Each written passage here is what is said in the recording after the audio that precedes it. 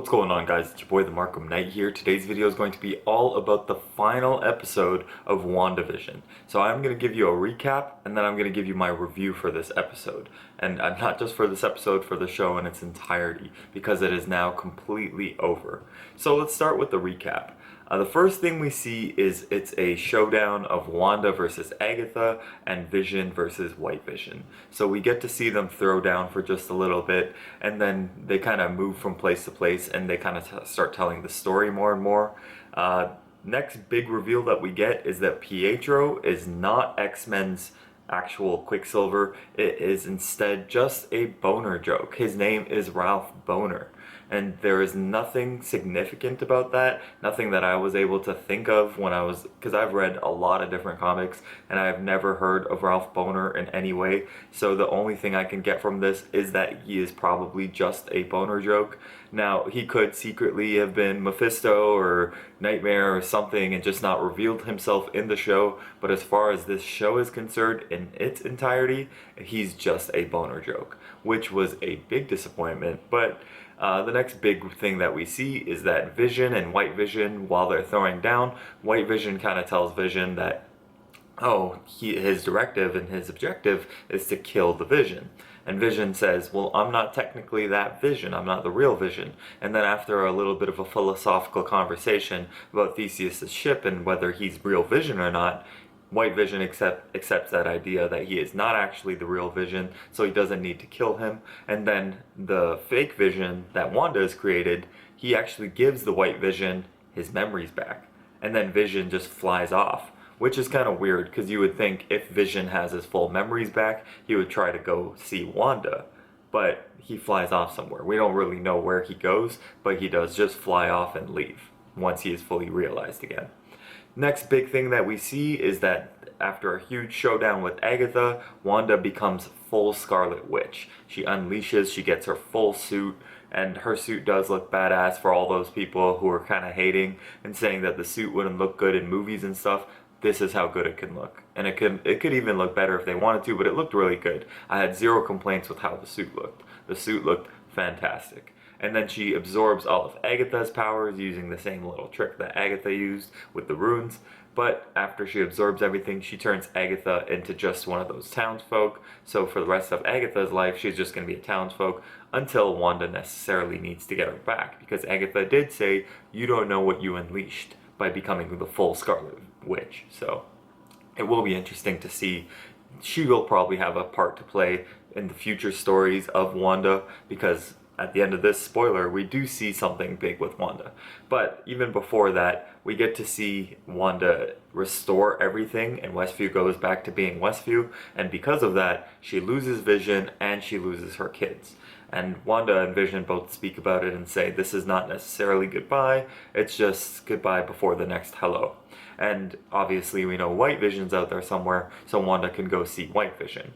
Now, the next thing that we see, the next big thing, is that Monica is actually met by an FBI agent who turns out to be a Skrull and says that Nick Fury wants to meet with her.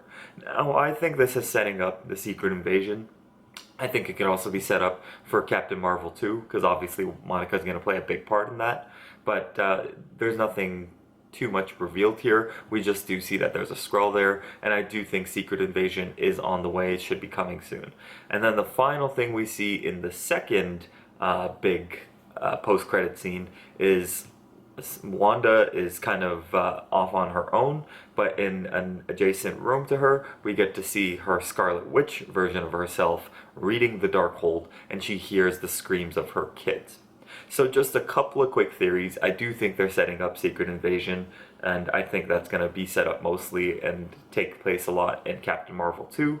Next big thing that I think is going to be set up is that Wanda is her reading the Darkhold and trying to get her kids back. I think that she will get with White Vision at some point because she doesn't know White Vision's out there necessarily yet. So she will get with White Vision and she's gonna get her kids back some way. For those of you who don't know what the Darkhold is also called the Book of the Book of Sins and the Book of Damnation and all these other things. And Agatha herself did call it the Book of Damnation, and now Wanda is reading it. So I do think her kids, she's going to use Mephisto or something like that to bring her kids back. She's going to use that Book of Sins. She's going to use the Darkhold to bring her kids back somehow in the future, because in the comic books, they were reincarnated, but we did get no Mephisto or anything like that. There was nothing, there was no big reveal here. So let's get right into our review of this episode and basically of the show in its entirety. For me personally, it was boring. It was way too much buildup for a very anticlimactic end. There was nothing special about this ending. I was not like blown out of my chair.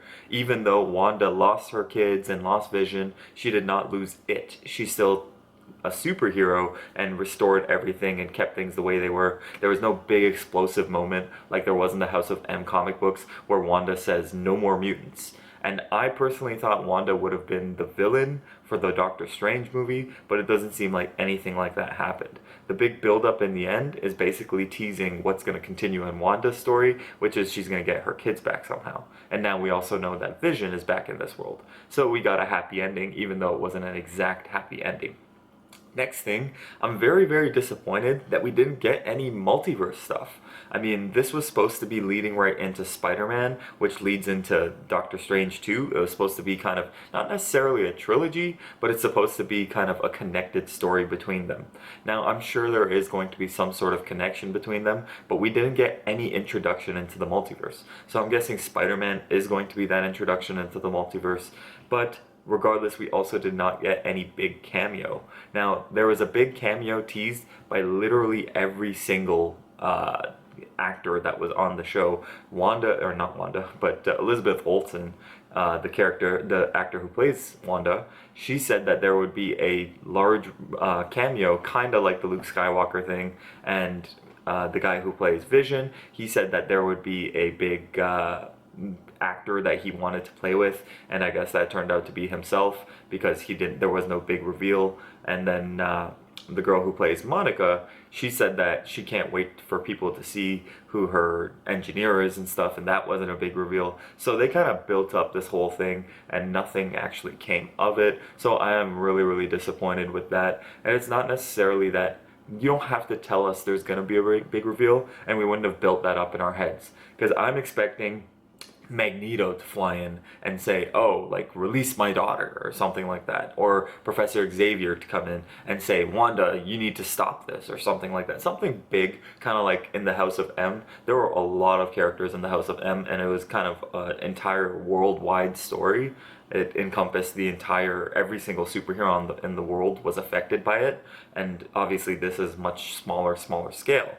So I wasn't expecting everybody to come in, but something. I mean, even I would have settled for Doctor Strange coming in at that point. Nothing happened, nothing came in, nothing explosive happened at the end of this episode.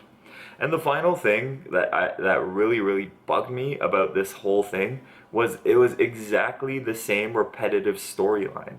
There's so much buildup every single Marvel movie, and for the showdown to be the exact same powers versus powers showdown. In this, we got Wanda versus Agatha, witch versus witch, similar power set versus similar power set. We got Vision versus White Vision, obviously the exact same power set. And Marvel has done this to death, and it is really, really annoying to see them do this over and over again. They did Iron Man. In the first Iron Man movie, it was Iron Man versus Iron Mongrel, similar power set. Then you had Hulk versus the Abomination, similar power set. Ant-Man versus Yellow Jacket, similar power set. Doctor Strange versus Mordo, similar power set. Black Panther versus Killmonger, similar power set. Captain Marvel versus Jan Rog, similar power set. Every single time they just keep repeating this process, and the formula works. Clearly people like this show, and people love the Marvel Cinematic Universe, so they just keep repeating it over and over again, and that is really, really annoying to me, because there are a bunch of different characters you can use. You could have used Mephisto, you could have used Nightmare, you could have used a million different things. You don't have to do the same showdown over and over and over and over again. Now the White Vision thing, I got, it was cool, it was a cool thing they brought in, but even that was anticlimactic. They didn't even get to throw down properly. They instead had a philosophical conversation to end the fight. And that is really, really annoying for someone who wants to see something that was built up for literally eight and almost 9 episodes. They built it up the whole time, but then there was nothing big that came out of it.